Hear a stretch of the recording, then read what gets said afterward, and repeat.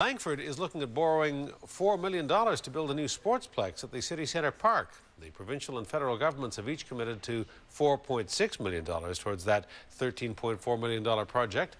Now Langford Council needs to get the public support to borrow the $4 million that's needed to finish the job, and they will make up the remainder of the funding through other sources. A News reporter Maggie Cox joins us now with more. Maggie. Hudson, the mayor of Langford says this project has been a long time coming, but if the public approves the city's borrowing bylaw, the sports complex could be complete within the next 14 months. The bowling alley will be right along the front here. It's a project that's been 9 years in the making, and the mayor of Langford says it's finally starting to see light at the end of the alley. Sort of.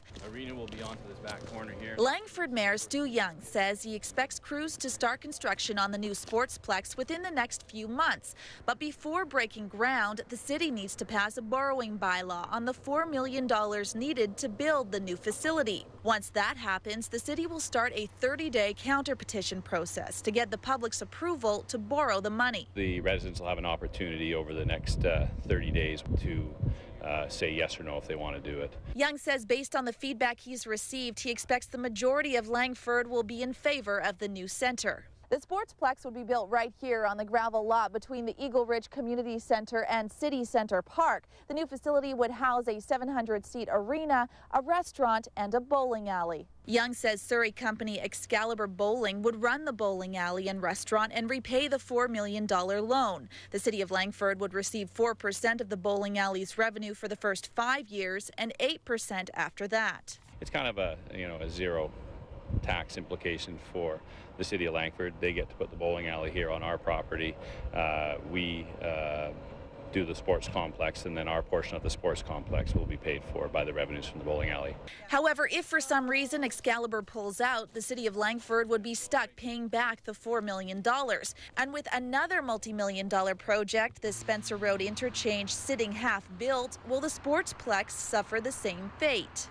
This will go ahead. I mean, this is everybody that I've talked to wants this thing to go. So, the Spencer Road interchange is a different one. It was a bigger thing to tackle, and it was a very big job for us to do as a municipality. For the past 8 months, the $35 million Spencer Road interchange has quickly become known as the bridge to nowhere. But the people we spoke to in Langford today don't seem too concerned. Why not? Especially for the children, I think, the kids and that, instead of just hanging out in malls and stuff, they got someplace to go. I think a bowling alley would be a lot of fun. A lot of families can do it together. The taxpayers of Langford will be able to determine whether the new Sportsplex is a strike or a gutter ball when the counter-petition process begins.